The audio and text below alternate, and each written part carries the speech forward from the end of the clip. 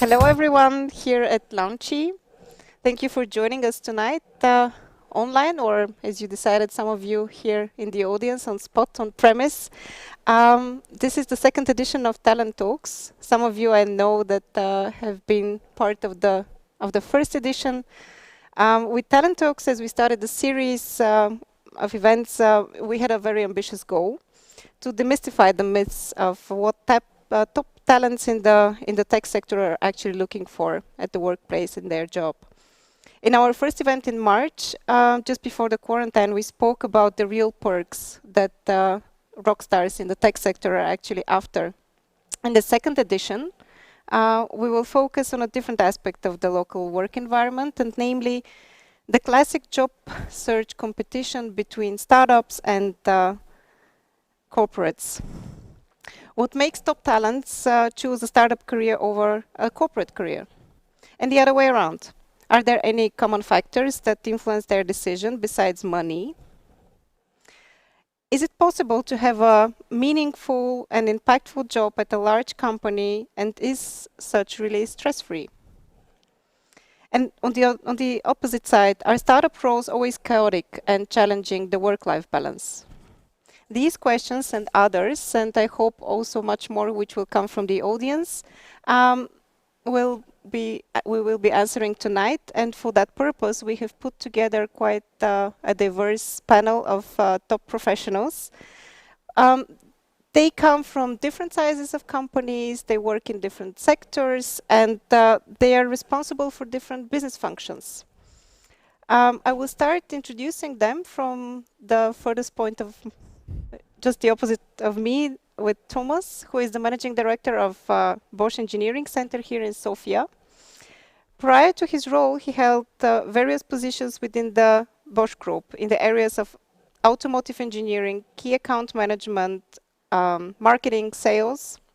What's interesting about Thomas is that he started his career at Bosch, already joining in 2008 the Bosch training program, just after he finished his studies in technology management at the university in Munich. Just next to him is Ivelina Petkova, the IT project manager at the fast-growing document management startup Documaster. Ivelina has more than 10 years of experience in project and program management, also sales, marketing, reputation management, mostly in the IT and the business process outsourcing sector. Correct? Indeed. You work both in startups and larger companies like HP and Progress. Further, you're a dedicated volunteer and the vice president of communications and social media for the Project Management Institute chapter here in Bulgaria. Yep, the Bulgarian one of PMI Bulgaria chapter. Yes. And just next to her, the other lady, is Severina. She's the human resource specialist at AtScale, also a fast-growing data virtualization startup, which is based in the US and in Bulgaria. You started your career in real estate. Yes, exactly. But quite soon you realized that people are quite more interesting than property. And after specializing in HR at the university in Minnesota, you switched quite fast to human resources, gaining experience both in corporations and startups. Today, she knows that working for a corporation is not her thing. And we will understand a bit later why she believes that. Last but not least, Victor Danchev is the mission manager at the Bulgarian nanosatellite startup EnduroSat. As such, he is responsible for the coordination of the upcoming mission Spartan, 6U CubeSat mission, right? I mean, you're going to explain what is that, which will fly on board at the SpaceX Falcon 9 rocket in January. Okay, almost. Okay. Victor is actually a man of science, like real science, more precise, theoretical astrophysics, particle physics, plasma kinetics, attitude dynamics and control, as well as physics of superconductivity. I hope I read that correct. His career path raises for me the big question: how hard was the transition from a conservative field like academics to startup life? and he will answer that a bit later. And before we start, I would like to give also some practical instructions. Today's event, as you know, is hybrid, which means that we have the small and very exclusive audience here at Launchee, but we're welcoming anyone else also online. So the event is live streamed via Facebook and YouTube of Trending Topics. If during the discussion some questions pop up into your mind, you can put them in Slido. So you can either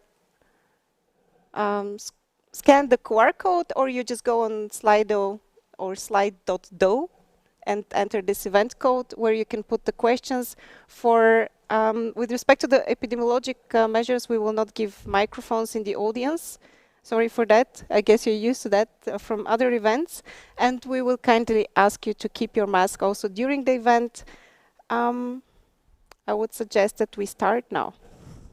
And my first question actually goes to all of you, to each of you, so that maybe also the people from the audience know about your organizations. My first question is, how many employees are at your company, and when was it founded? Is it a startup or is it a corporate?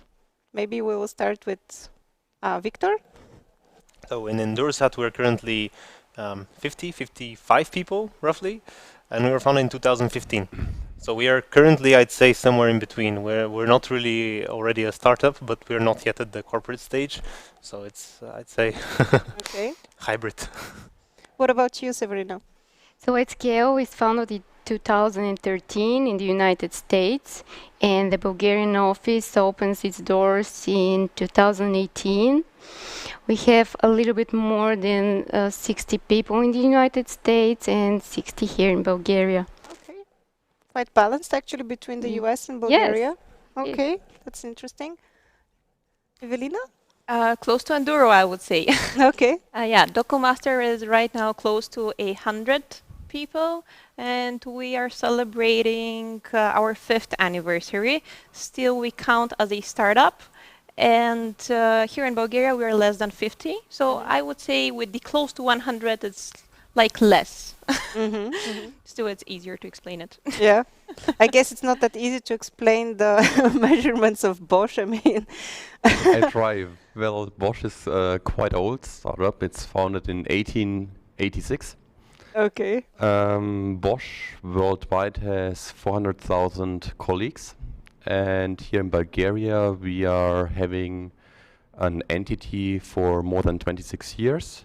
And beginning of 2019, we started the team which me and my colleagues are running. That's the engineering center at Sofia, where we grew within those 1.5 years to over 300 people. Okay, that's ambitious. My first question goes to the ladies, Severina and Ivelina. During your career, both of you, you have gained experience. How is it like to work in a startup, but also in a corporate? And also mid-sized companies. So you had actually, you know, different types of organizations. Would you say that the company size is affecting the company culture? How did you experience this? I would say, Ivelina, you're looking like you have an answer already. Well, I would say yes and no. By saying yes, I would take Documaster as an example. When I started a little bit more than 2 years ago, we were between 20 and 30 people here, so a small group. And I gotta say that for Documasters, the culture is very, very important. It is something that we value and something that we care about, truly care about. And despite the fact that we have been growing slightly, we have been managing to keep it, which is nice, and we will continue doing so. I can't say the same for the enterprises. I have been working for HP, as you have mentioned. It has been dividing into certain divisions. It has went through Hewlett-Packard Enterprise, then also there was a merger with CSC. Well, in the big enterprise, maybe Thomas can say, what I have observed is that from division to division, you might have different cultures. And that is quite natural because you do not communicate with everybody. And something in the middle, a nice example, is a company that is still in the Bulgarian market. It may be known to you as Telerik. It is now Progress. I gotta say that the culture there, and that is what I hope we will do at Documaster, was kept despite the company was growing. When I was working there, it was about 500 in Bulgaria. Still, the founders were keen to greet you, to ask you questions about your team, about your product, which is really, really nice. So yes and no. They just got bigger, actually, yeah, after acquiring their latest acquisition. How was it for you? So I believe that the size of the company actually defines the culture. I really enjoy the culture, that friendly environment that we have, that we are really supporting each other, helping each other, not just in professional, but both in personal life. And I really love the fact that we can lean on each other in any point of our lives. And maybe incorporates people more competitive, maybe more protective, and the fact that we are really friends, I really enjoy it. Maybe one of the reasons that most of us are recommended from another team member, like we love to recommend our friends, we love to recommend our ex-co-workers and even our family members, and that makes us really united. And another thing that I really appreciated, that we have support of our management, and we never have been put in the position to choose between the work and the personal life. And I can say that we found that balance. And I believe that our colleague would support me, saying that we're really feeling free and to organize our personal life and our professional tasks without having any struggles. And that wasn't like that in the corporates that you've worked before? When it wasn't like that, yes. Yeah, that's different. Thomas, how many years have you been working for Bosch? Something like 13 years already? 12, yeah. 12. So you joined just after you finished university, and you stepped into the leadership position of the unit that you've built here, which is focused on autonomous driving. And for that, you also moved to Bulgaria.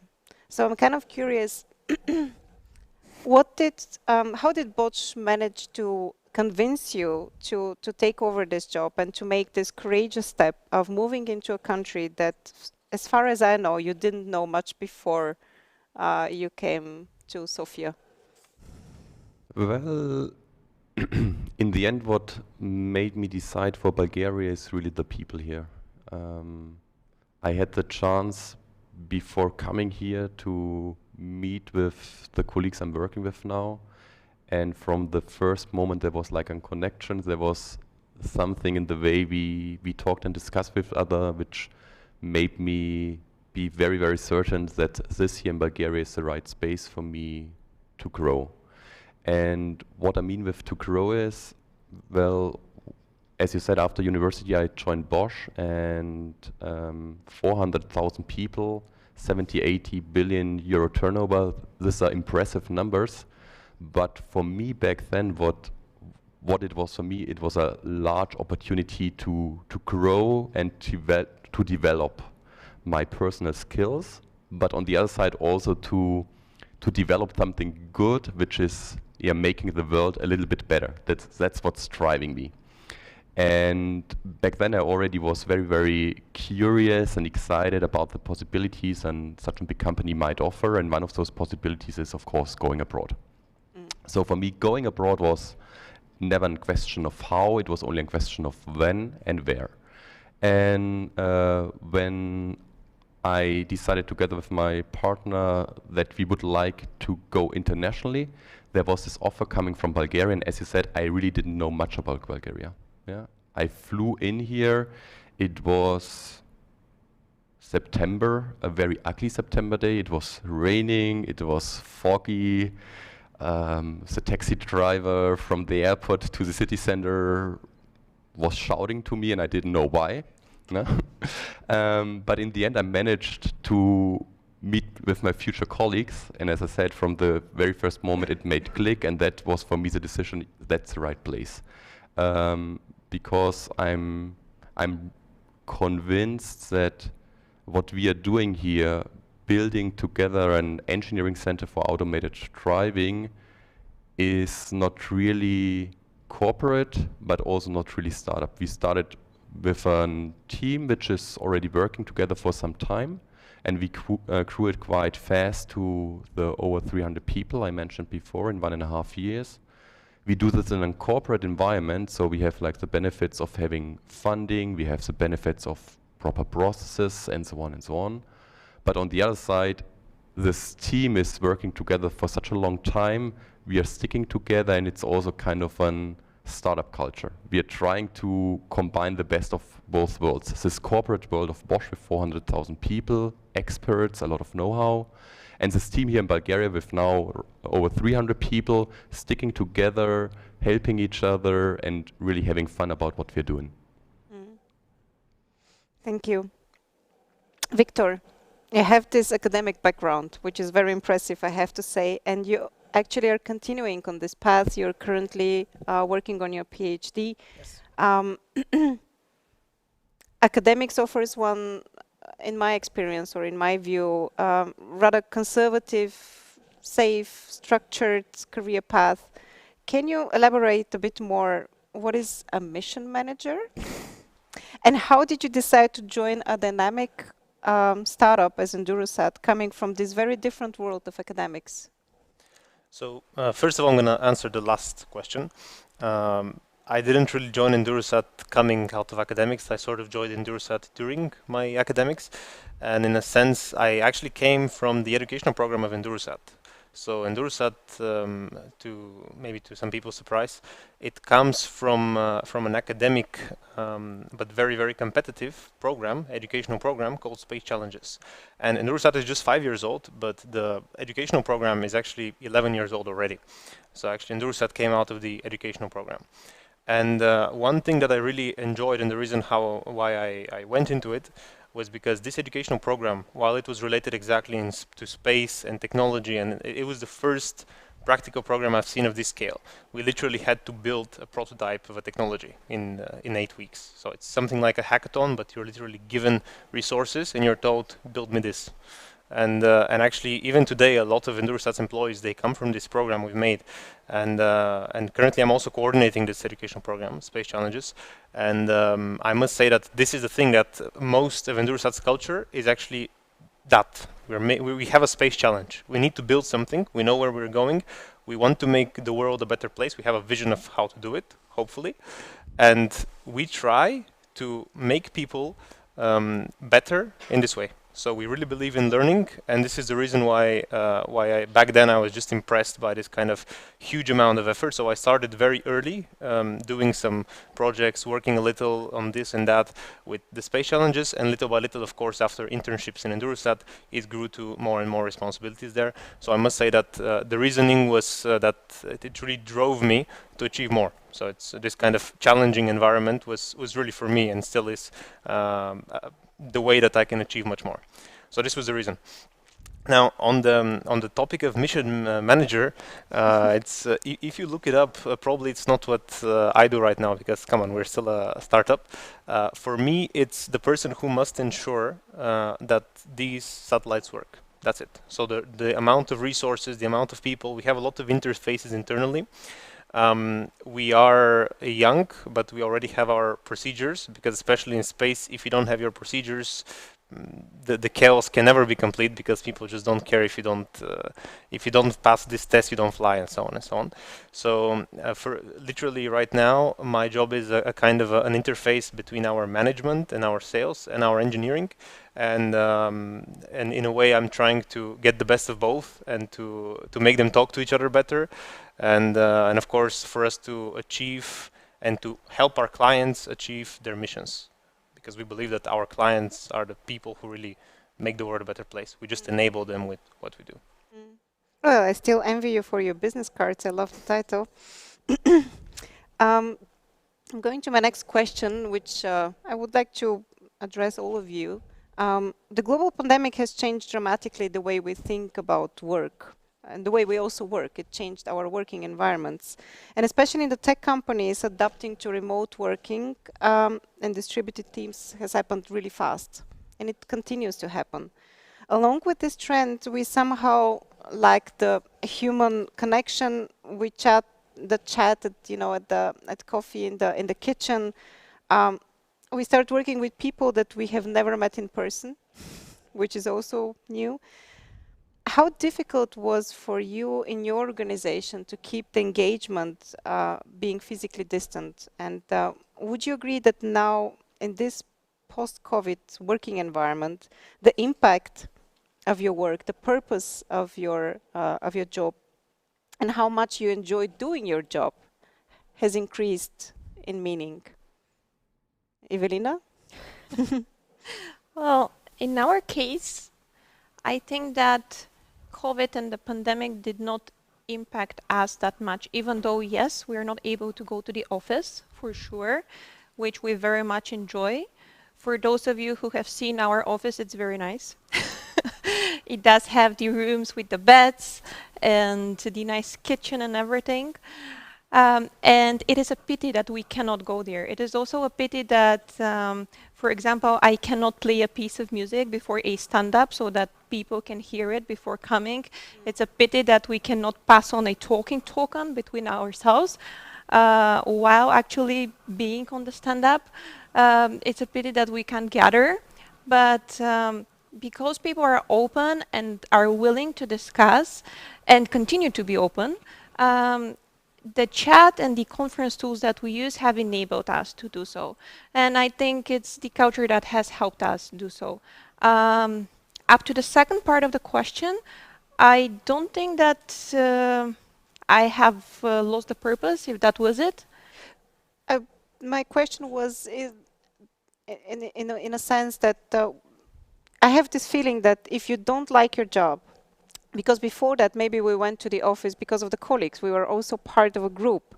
Now this is out of the question. Now we sit at our laptops at home and we must enjoy what we're doing, otherwise we're lost.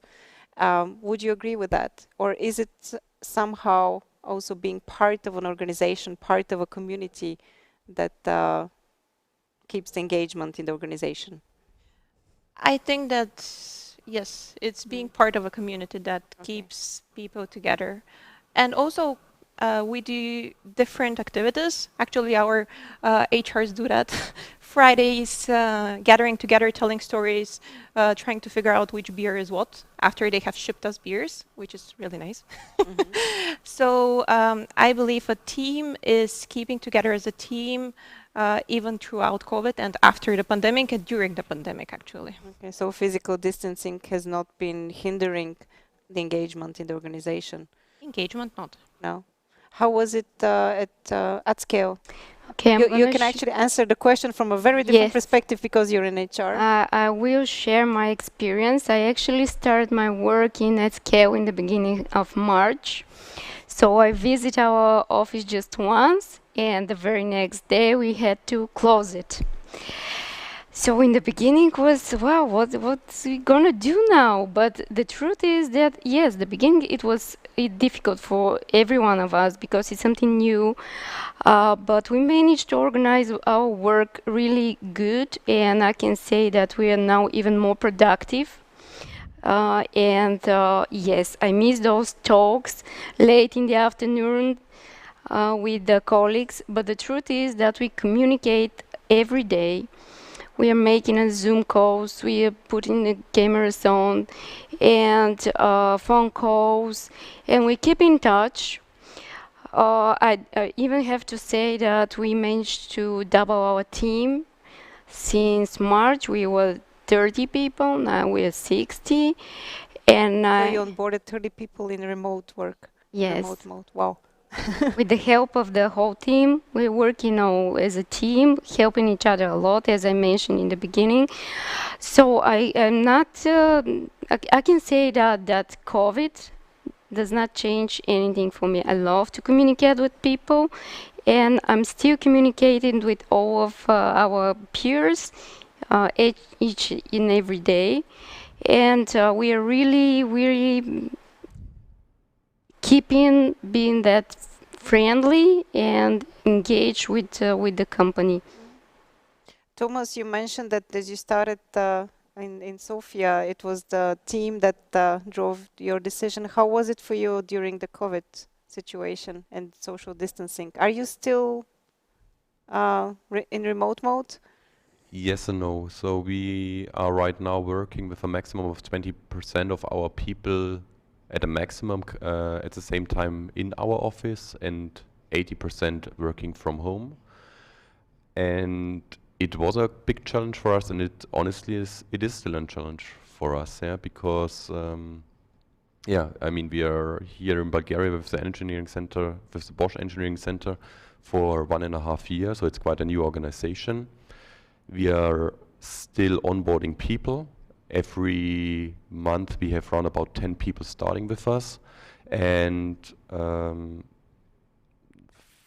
I think there are 3 things which helped us to ease the situation, but they not completely solved the situation. So first of all, what helped a lot is we have a great HR team who came up with a lot of creative ideas how to keep the team together also in a virtual way. Also setting up a really profound program for the newbies, how to become part of our organization, of our family. The second thing is also what you mentioned.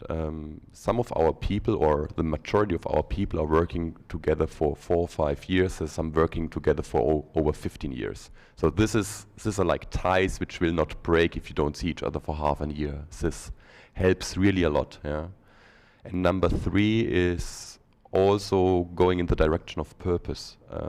Every colleague of us really loves what he is doing. We really love to make the automotive world better and safer by developing something for driver assistance and automated driving. And with this purpose in mind, I don't care too much if I sit in my office or if I sit in front of my computer at home for the time being, yeah, because now I'm coming to the downside why I'm saying it's still a challenge.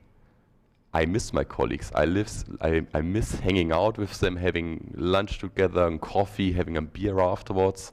And this is something with all those virtual measures we are setting up, you cannot counterbalance. So honestly, I'm still in the period of getting used to this new normal, and we are still looking for good creative ideas how to make it even better. So that's why the spear thing I like a lot, yeah, so thanks for the hint.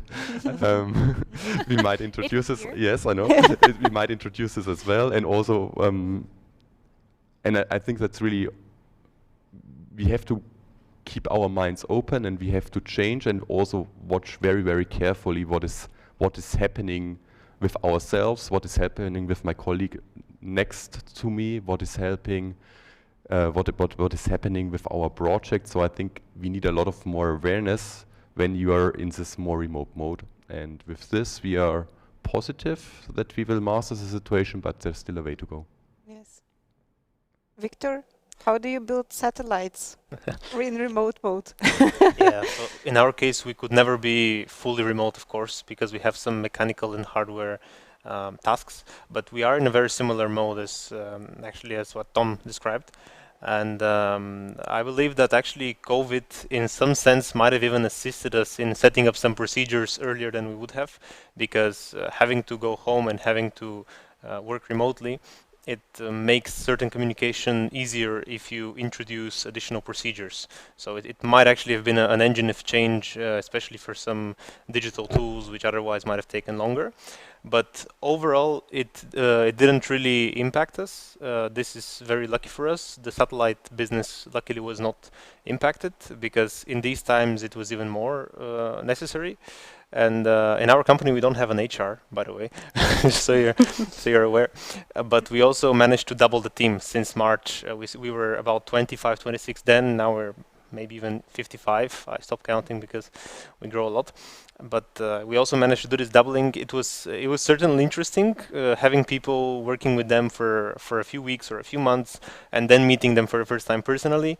But I think that once again, it in some senses it helped us, and certainly didn't stop our momentum. And we even used this time and we continued some of our traditions. We have a lot of learning traditions in EnduroSat. We do presentations quite oftenly, which are related to learning new things. And we use our own funded online educational platform for these things. So we were doing even online events, even online beer, which was an interesting experience. So everyone buys their own, of course. And but overall, I think that the COVID did not really influence us in any negative way, majorly. Thank you. Evelina, you mentioned that before that you really love going to your office and that you made it kind of, really cozy. I was there once too, and I was kind of surprised because I had to take off my shoes. So even before, the homes became our offices, your office was designed like a home. And you call this Hygge, right? Hygge. Hygge, I'm sorry, Hygge. Can you elaborate a bit more? And can you tell me also, because you're, 800 people, but you're still a startup and you're functioning to the dynamics on the market also as a startup, how is this feeling cozy and at home and corresponding with addressing the market needs and the trends, especially during COVID times, now that we needed to pivot and react really fast?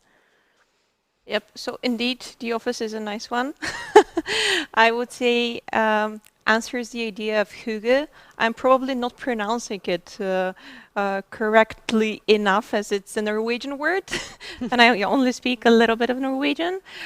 For people who speak German, it would be called Gemütlichkeit. And for people in Canada, they call it hominess.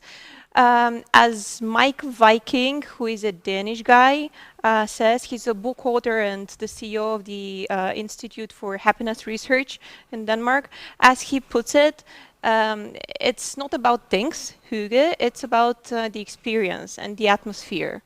And it's about feeling safe, feeling shielded, and to let your guard down. So that's it when it comes to Hygge. And our office, yes, it does help us to go there. You cannot see people with shoes. You can see them in slippers and socks, which is nice. And it kind of gives you the home atmosphere. But on top of that, something that we do strive to do is to be open and to solve tasks and to work for topics, goals, issues, problems, etc. Instead of the opposite. So it has helped us, and we have strived to adapt to client needs and market needs.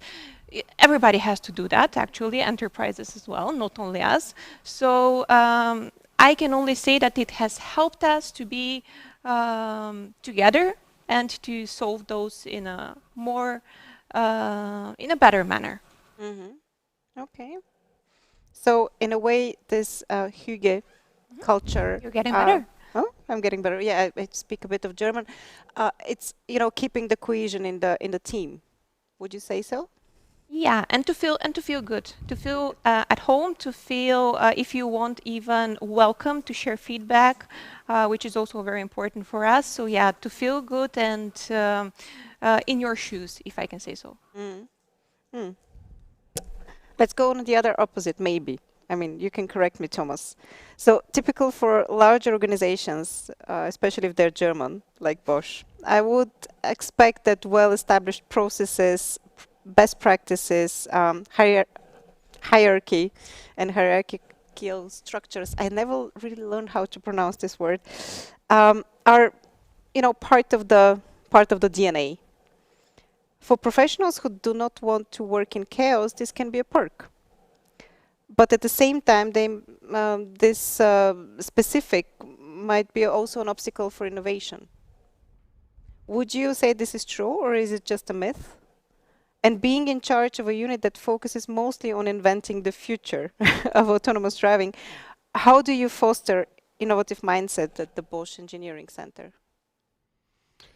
So to your first part of the question, in my opinion, this myth was existing at least a decade or 2 decades ago, and there are still some leftovers of this myth. Big corporations exist because there are some synergies between different parts of businesses. When they would be on their own, so synergies would not exist. Yeah, so you always needed some structure, some processes, as you named it. But on the other side, and now I'm specifically talking about Bosch, we are facing more and more competitors who are not coming with this setup, who are more coming out of a startup environment, who are maybe coming from Asia, from the US, and they are completely different in their mindset and how they act. And that's why also Bosch is for over 15 years now driving in the direction to give more independence to local units. I don't want to say that everything is perfect in our company. Of course, there are some structures, there are some processes, but for me it's again about combining the best of both worlds, what we are doing here in Sofia. What I mean with this, yes, our vision is to really stop the war on the streets with great innovative solutions. These solutions, they have to work. It's probably the same, yeah, with your business. Yeah, you need some processes to make sure that what you develop is working in the end. So my colleagues and me, we have this mindset that the processes which we work with, we like them because they help us to do our business in the right way. And of course there are some processes which are not good, not helping us, and then we have the mindset that we change those processes.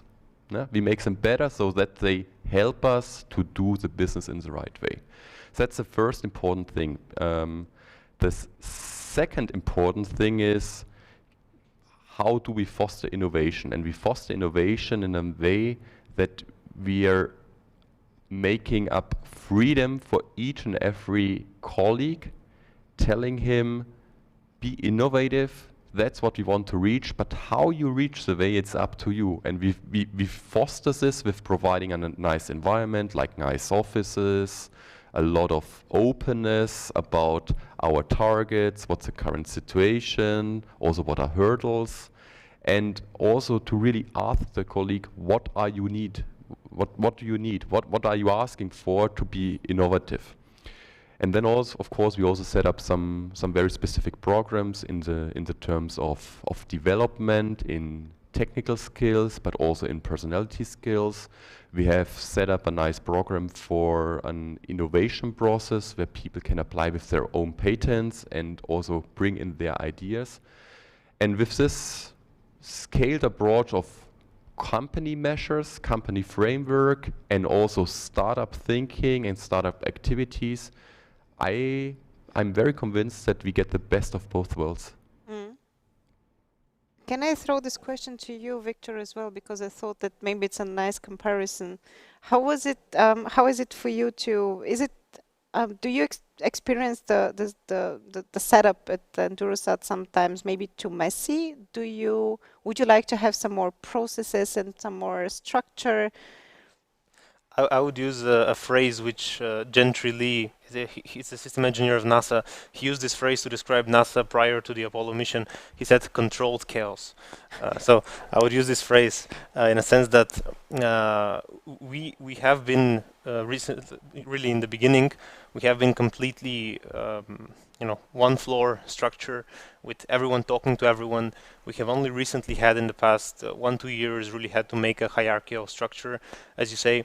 And we see the benefit of processes, but we are really results driven. So if we see that the process is slowing down our results, we kill it and we make a new one. And we are really trying to see best practices. We're trying to see what works for us. Not everything so far we've seen, not everything that is considered the best practice for a bigger company works well for a small company. And especially some processes in the space sector can be super restrictive, because sometimes, especially big aerospace companies, they literally work for tens of years for every small feature. And this is something that a startup cannot afford. As our CEO likes to say, a startup, there's two types of startup: fast ones and dead ones. So, so basically, we are somewhere in between. We have this structure already. We are following it. We are trying to make it work for us, but we are constantly tweaking it, and we're constantly trying to fit it so that as we grow, it will probably at some point develop into something more corporate. But we would really like and always try to have these small teams, small squadrons that work independently, that have chaos inside of them, but really report to one wingmaster, if I would use some Star Wars references, and on the higher level we have a nice structure that tries to work together. Of course, this doesn't always work, but so far we are seeing good results with this approach. And I think that this is the key, to find the balance between procedures and very strict, let's say, procedures and the chaos somewhere in between. Okay. Severina, you were quite certain that cooperation and corporate life is not for you. Would you agree that working in a larger organization makes the contribution and the impact of the individual in this organization less visible? Would you say that feeling recognized and appreciated for the work done has little to do with the company size, or the other way around? Okay, based on my experience, I can say that in a small size company, it's much more easier to recognize a good talent. You work with all of the teams, you work with the management, and the impact actually can be seen from all of the people in the small size company. Actually, the contribution of even one person can impact the whole company. And what actually I'm seeing in the corporate world, they recognize much more the contribution of a team, not so much of a team member. And that can be very disruptive, because some of the top motivation things for a person can be to be recognized from a peer, recognized for his manager, and to feel that that person is contributing for the company they're working for. And we have all the things in our company. I'm seeing pretty much all the time that I'm hearing that person is great and so talented. I cannot believe we have such great talent here in AtScale Bulgaria and in AtScale United States. So yes, I believe that people's contribution can be much more easily recognized in the small size company. Thomas? I agree. Would you agree? I agree. Do you feel sometimes, I don't know, invisible in the large organization, or your work is like it's not recognized enough, or? No, I completely agree to what you are saying, that it takes more effort. Okay. Nevertheless, it's my strong belief that it's a leadership task to exactly counterbalance this disadvantages that you have out of your pure size.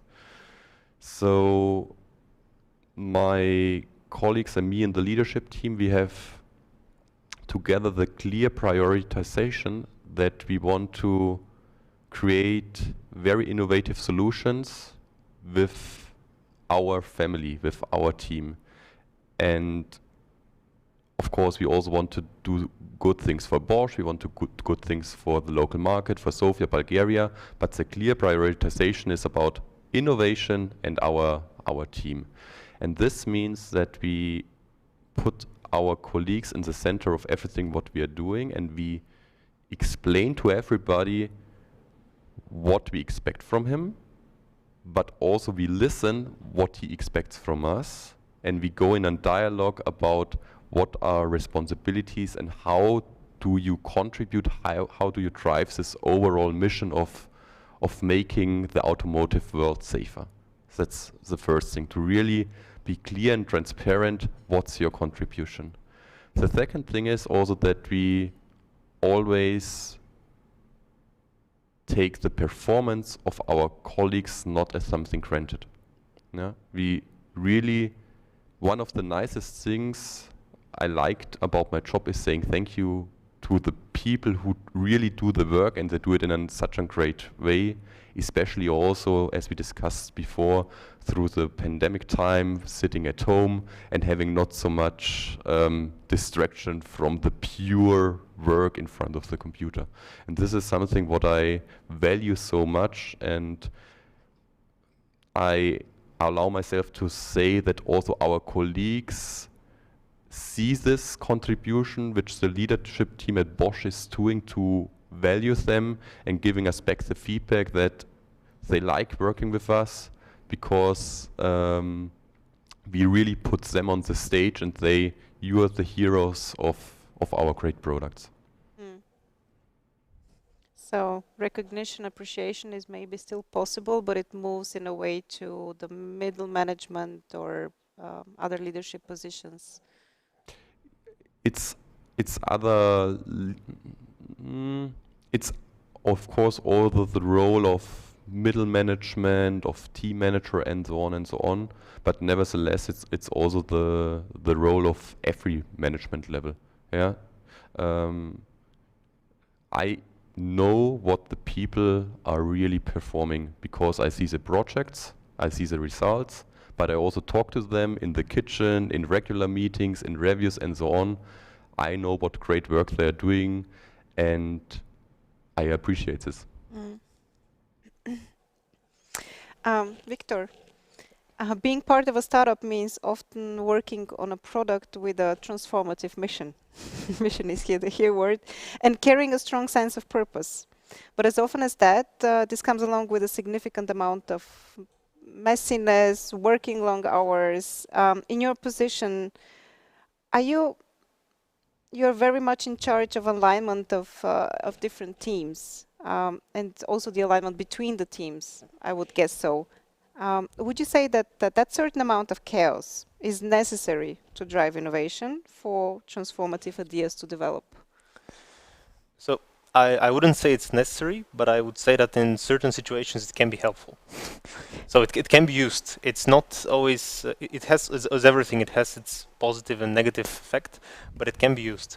And one way that we sometimes see that it can be very beneficial is that when you have, let's say, less constrained task and less constrained let's say path before you, even on the lowest level, as the person who gets at the bottom of the chain, so to say, their tasks for the day, for the week, for the month, you are able to apply creativity there. And in many cases, there's now what is important is to have a kind of a feedback so that this creativity does not take you outside of what you actually had to accomplish. So you should always have this kind of feedback. But I think that here some chaos and some ambiguity in what people need to do can actually be beneficial. Of course, it's up to the people, because sometimes people just don't like having too much freedom in what they do. There's different kinds of people here, but creative people, they thrive with a little chaos. So I think that this is the key point. There's people who are just a little more focused on very specific tasks. They know what they do. They're very good at what they do, but they want to stay in that zone. But there's also people who want to go a little outside and a little outside and want to see a little more. And these people usually are encouraged by chaos and collaborating a little more freely with a little less structure with others. Ivelina, as a certified project manager, I guess you're pretty much, familiar with this, with these questions. Would you say that chaos and messiness drives innovation? Is it necessary in creative teams? It depends on how you formulate chaos, I would say. And maybe I could now come up with about 3 definitions, I guess, or 4. And to give you the background of which I would think when answering the question, ditto on what Victor said about the flat structure, that's what we have at Documaster as well. At the Bulgarian office, 40-something people, the Swedish one, a very small one, I believe less than 5, the Norwegian one, 10, 20 people. Flat structure, so if you start by probably the standard definition of chaos, which would be utter disorder, confusion. Nobody needs that. I would say no. Then if you define it as changing priorities due to client needs and market needs, I would say that is something we all have to live with. And yes, it is there, and to a certain amount, to a healthy amount, yes, we got to work with it. And if you say that you need it in order to be creative, I totally agree, and we also do that. We tell people what the goal is, and we discuss together how this could be achieved, because someone else might come up with a better idea, but that I wouldn't define as chaotic, but rather as creativity. There is something that comes to my mind when I talk about it, and when you said controlled chaos as well. Documaster was doing hackathons back in the time, which we want to start doing again. It's kind of a controlled chaos, because for 1 or 2 days, people are free to do something, whatever they would like to do, and nobody would know what they're working on. And as I know, great ideas have been coming up out of those days. So to a certain healthy degree, yes, but not too much. Okay, not too much. I guess it pretty much depends also on the personal design of how much chaos you can endure or not. Because I had different colleagues who have different needs. Sometimes they need a bit more structure to feel productive, to feel at home in work, and others, like myself, are totally against structures and need a bit of chaos to feel free. For young professionals, and I guess that some of them are actually watching us tonight, who are struggling with this decision, startup or corporate life. And for them, in their situation, learning on the job and developing a career path is critical, is very important. Would you say that is a startup or a corporate job better for your career in the long run? I would like to start with Thomas. It completely depends on, first of all, what kind of character you are. And then I would also say it doesn't disclose each other. So we have a lot of great people who started working in a startup and then joined us. And also we have people who unfortunately left us and now are super happy and are making a great career in a startup. So as I tried to explain before, I think corporates are moving more in this agile, flexible structure. Also from a project management point of view, startups, when they are scaling, they also get bigger and adapt some processes. So I think sooner or later those worlds are merging, and for me it's not in black and white. Yeah. And for me, the reason why I chose a company like Bosch to be the start of my career, and I'm still with Bosch, is for me back then it was just this great chance of potentials.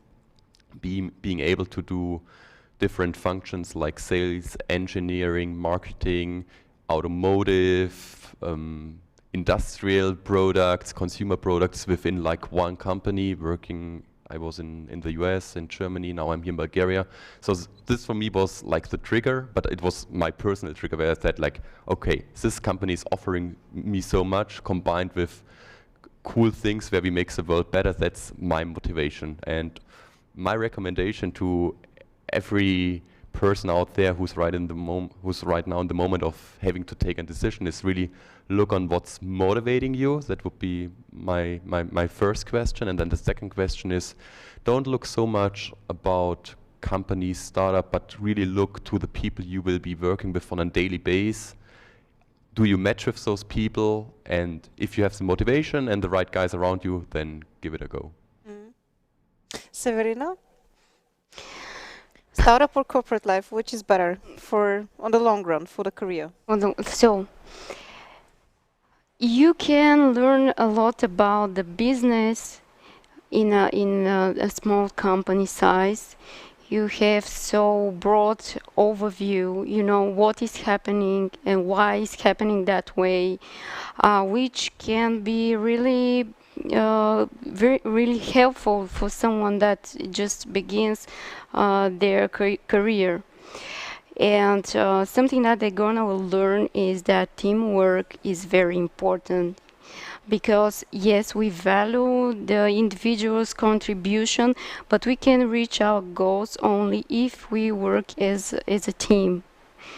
And yes, in the corporate, you have established procedures, you have processes, you have documentation, you can go there, you can learn, and that will help a lot for your work. But actually, in a startup, you can help establish those processes, and that's very rewarding, and will help you gain a really good experience for your future. It doesn't matter that that person will decide to continue in startup or in corporate company. Ivelina, what is your opinion? Startup or corporate? You had both worlds, pretty much. Yep, indeed. I would say it depends on the person. One should start by exploring their own beliefs and values in order to understand, just like you said, what they're comfortable with. If they're comfortable with more structure, with processes and documentation, then enterprise is better. If they're more creative and need space, then I would say startup. For a person who is open to both, I would say that a young person will probably very likely feel better in a startup at first, because they would see the impact. It is much easier to see the impact there, because at bigger enterprises, it takes time to make changes. It takes time to make innovations. Then switching to an enterprise would also be good, to take a look at best practices, know-how.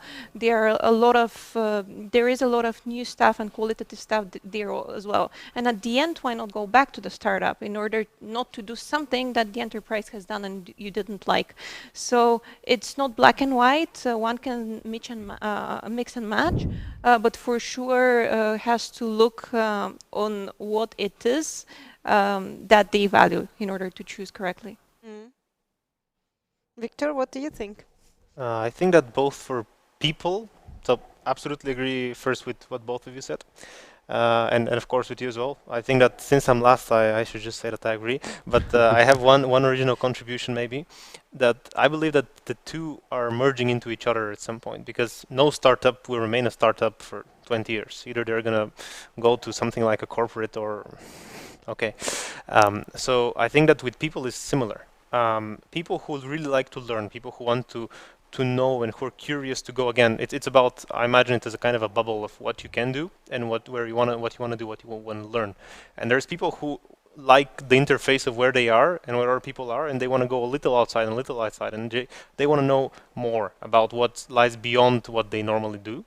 And these people, they thrive a lot more in startups, I think, in the beginning, because they have this chance. There's usually, one person taking several roles. They can explore different things. Maybe it's chaotic, maybe it's a bit harder, but they can grow a lot in this way. But of course, in the end, when you go to a big company, of course, the startup becomes a big company. The person grows themselves. So I think that eventually both depend on the person and how they grow. And this growth may include many startups, may include many corporations, but companies that have a purpose and companies that really are believed in by the employees, I think that they make this growth with their employees. So this is a major contribution. So I think that what you said is exactly true, and people grow out of startups sometimes, but I think that startups also grow with their people, and that this is maybe one very interesting way that you could be in both in the same company. I would like to now take a look at the questions that already came from the audience. I don't know if we will manage to answer them all. Maybe to the first one, which is connected also again with the COVID situation. Each of you maybe can add an advice of how you can make new team members who have started after the pandemic feel like part of the team. Maybe a best practice that you have observed, because each of you has shared that they had a lot of new colleagues which were onboarded even actually during the quarantine. Victor, your best piece of advice? I think that having talks, so having a lot of spending some time with them, even if it's online, not just giving them some videos or some materials to review or whatever, but really spending some time, even if it's online. I think this is the only really good way to onboard someone. So personal time matters. It's not just about procedures. Severina? So we organize meetings with all teams, not the whole teams, but team members, introducing what exactly the team is doing and how it's contributing. On the first day, we're sending a welcome mail with a picture of the new person. So when someday we meet in the office, you can recognize each other. Have a lot of communication. We have prepared some on-board documentation that we share with the new people. So they feel good, actually. I have feedback from newcomers, and they feel welcomed and really helped in the very beginning. Ivelina? I agree with Victor. The best way would be to talk, because if you do not have the luxury of seeing someone, the next level of communication is talking with each other over the phone, and only the last one is chat, of course. So I would say talk with each other, get to know the people, ask them if they have a pet, what their dog's name is, ask them if their kids are going to school, if they like it. Talk about whatever you would love to, and get to know them, and that's gonna make things better, I'm sure. We didn't have so many people. I believe we only had two new colleagues that I have never seen. I saw them once only, but that would be my recommendation as well. Talk. Thomas, how do you welcome the new members? Well, we have, I would say, a benchmark case, a colleague who joined us on Monday. Maybe he's also listening and then, of course, confirming what I'm saying. Because he was in the lucky situation. So everybody of our new colleagues, of course, gets some upfront information. He's welcomed on the first day by HR, gets some introduction and so on. But then he also gets like a personal colleague, sparring partner on like colleague level who is really helping him to get settled in the environment. And why I'm saying we have a benchmark example is on Monday we also had a team building. We went wakeboarding with like 15 people. And this guy immediately had the chance to see like the team because we were doing some activity together.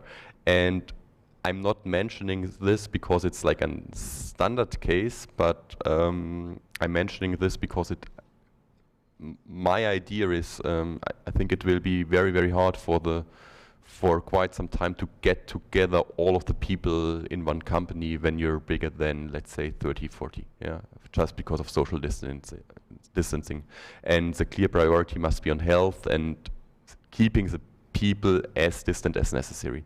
So that's why our recipe is really to scale it down a little bit and say, okay, this is a company, that's all the colleagues you're working with, you will get to know them, but this is like your team you're in, that's the 5 people you have to deal with every day, and try to come together. Meet in the office if you all feel comfortable with, go to a team building, grab a drink, whatsoever. And this is like the one person who's responsible for you and who's guiding you in this process. You can ask everything what you want to know, of course, in addition with dialogues with the manager and with the HR team. Okay, so socializing. So no social distancing, maybe physical one, but social connection. No.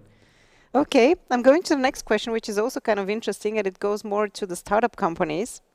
So corporations are considered better at developing talents through more structured training and career paths. How do startups can manage this to bridge this gap? Victor?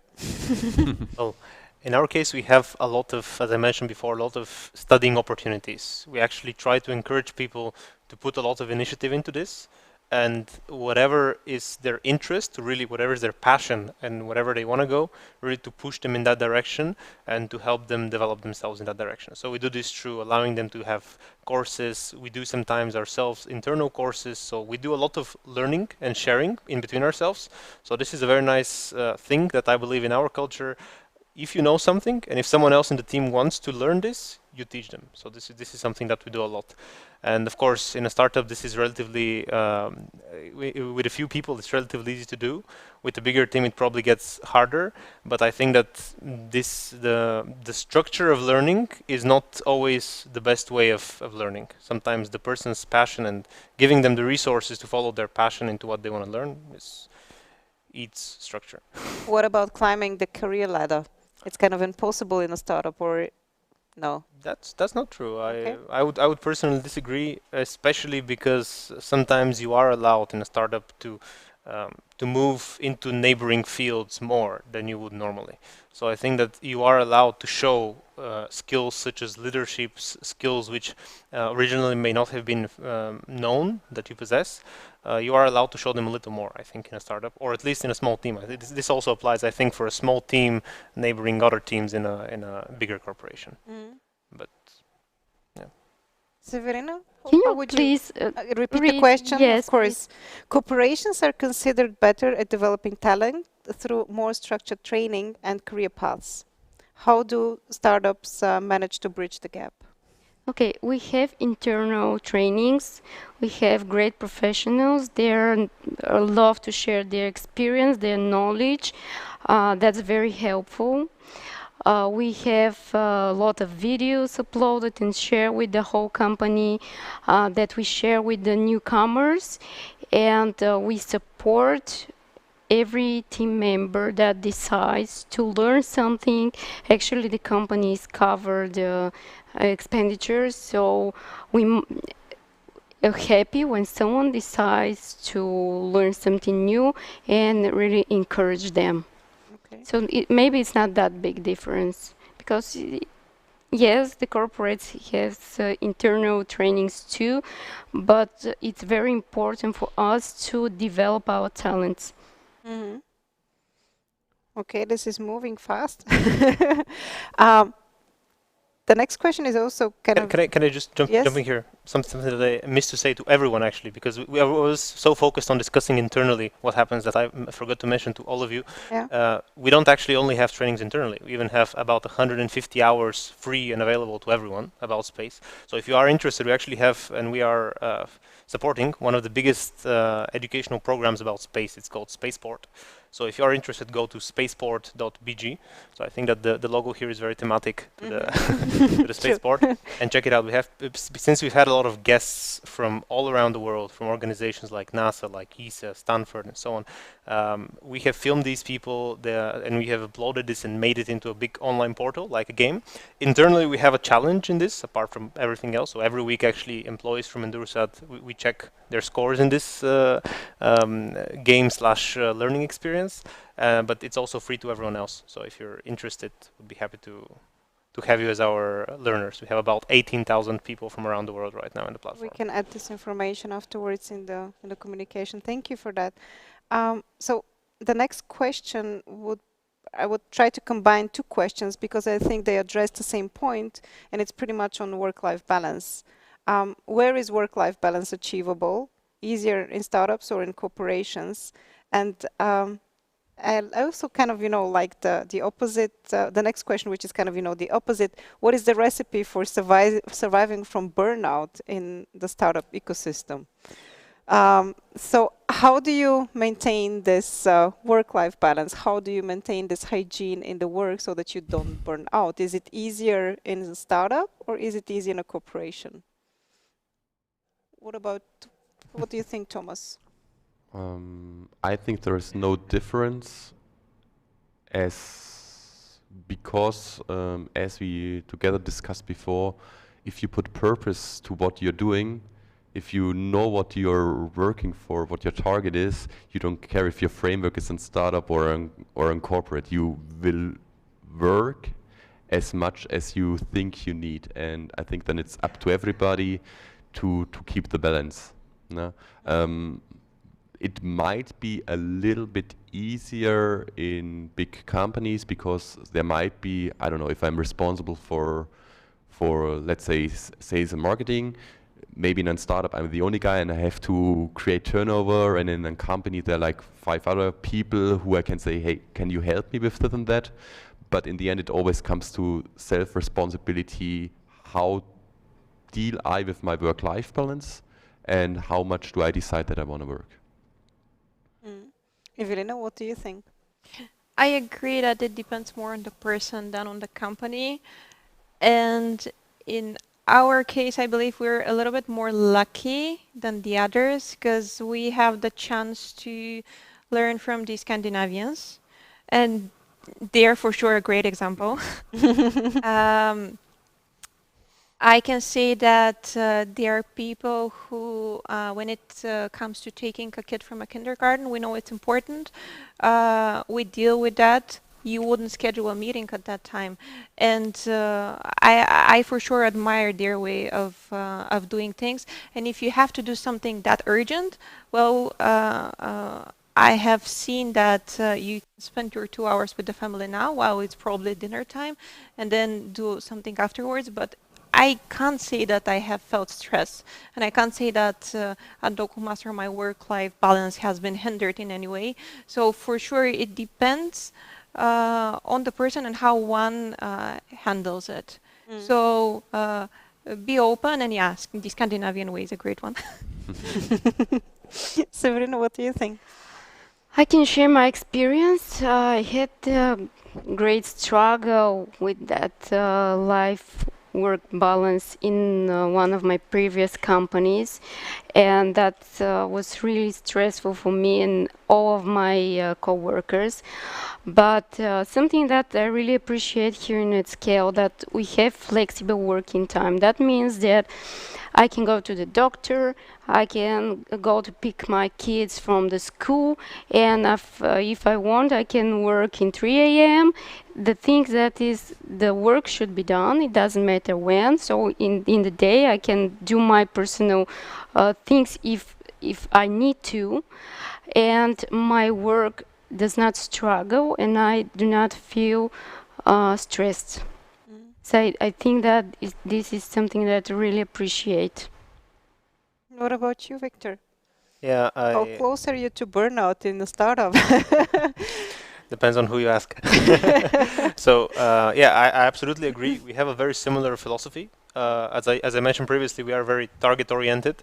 So the thing is that if someone can achieve their target and if they can meet their goals, you know, we don't care if they do it at 2 a.m. As you mentioned, or during the day. We do, however, believe that there should be this kind of let's say showing how people are performing. So we don't really ask people to put more time, we ask them to deliver results. So if people can do more in less time, perfect. That's perfect for us. If they struggle, we always try to avoid this thing that this word burnout. We try to help people, and we really encourage them to ask for help, because in the startup it can be hard. Sometimes you're the only one who has a function, but we've been very I'd say patient in a sense that we always try to find people who can help. So even if someone is really struggling, even if there is a big project and they know that they have a deadline, typically people themselves, they feel responsible, and this is something because they believe that what they're doing really matters. So they feel responsible, they can put additional hours, but then we give them back to them. So they are compensated for this. So this is something that I believe is the way forward, target oriented and flexible in the sense that if you achieve this, that's it. I totally share your, and I actually would like to also share an experience that I had with a friend of mine who he went through this burnout phase, and he was working for a corporation, so it's pretty much actually possible to have this in a large company. And the problem wasn't the amount of work, it wasn't the stress. The problem was the fact that he was working, but he wasn't seeing the results of his work, and that was frustrating. So I guess target-oriented and also making visible, or I don't know, perceiving what's the result of what you've done is critical for this, avoiding this situation. As for work-life balance, yeah. And here again, it's the type of people, because there are people who, if you give them, you know, if they finish their task, they're just going to go on. There is the kind of people who just say, no, this is my time for the day. I need to spend it with my family. So it's the type of people and the way that you feel comfortable. And also personal responsibility to put the limit. I'm going to the next question. Corporations are considered safer, yet they make layoffs. startups are considered risky, yet people tend to stick to the ecosystem. What is safer nowadays? Mid-size. Mid-size, okay. No, I really think that there is actual research on that. Because indeed enterprises do lay off people, and that is, I would say, part of their business. Startups, they strive to stay on the market. So if someone is looking for complete stability, I guess mid-size. But it also depends on the business, on the niche, on so many factors that even a startup can be considered much more stable than a mid-size. Thomas, what do you think? I can only talk for Bosch because like that's the only company I was working with, and Bosch is not an stock listed company. It's like an foundation, which means that one of the highest values is that Bosch is not laying off people. And here for Sofia, what we did quite wisely is that we set up our engineering center, I think, in the right spot, because as you might know, the automotive industry overall is not in such a good shape. But what we are doing here is really hitting the trends which will grow in the future: automated driving, connectivity, electrification of the cars. And with this, speaking for Bosch here in Bulgaria and for the engineering center, our jobs are not only safe, but looking really to a very, very nice future and to a growing business. What about a startup in the space industry? Is it safe to have a job in this sector? Yeah, as I think, as you mentioned, of course, it would never be, if you don't take any kind of risk, you typically cannot grow. So you cannot say that you're 100% safe, no risk at all. But so far, our experience has been that a lot of, I'd say it like this, a lot of companies that were considered a lot more secure, immediately after the COVID, we saw some negative feedback. And in general, space is a very safe area in a sense that there is always a demand. Our world right now around us is built around communication technologies, and this is one thing that we focus a lot on. So far, we consider ourselves to be as stable as they come, basically. And based on our results for the past 3 years, for which we've been on the market, I would say that I haven't seen a big corporation. Again, I can speak only for EnduroSat, but I would consider this safe. Severina, I'm also curious about your opinion. I mean, you perceive that also probably in the interviews with people, and job candidates are asking quite often. Yes, and I have a very good answer for them. Yeah? So AtScale is not that big company, but we have huge clients. So maybe it depends on the business, because our business is developing now really fast, and we are hiring people. We are not dismissing anyone, and we have a few examples of huge companies here that are closing their offices here in Sofia. So maybe it depends on the business, because our business is really stable, and we are really confident that we are just going to grow. Okay. So the answer is it depends on the business, not the size of the company. It makes sense. Yes? Something interesting here. Just like you said, for example, our business is making software for the archive world, which may not sound that sexy, but is actually something that organizations in Norway, where our main market is, need. And there is an actual law that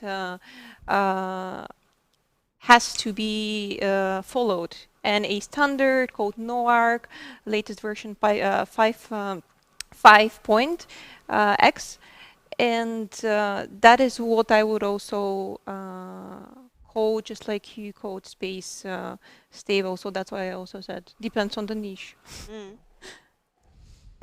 The last question is kind of very particular, and I don't know which of the companies offer this option to their employees, but based on your observations, are stock options really a motivator for people to start a particular job?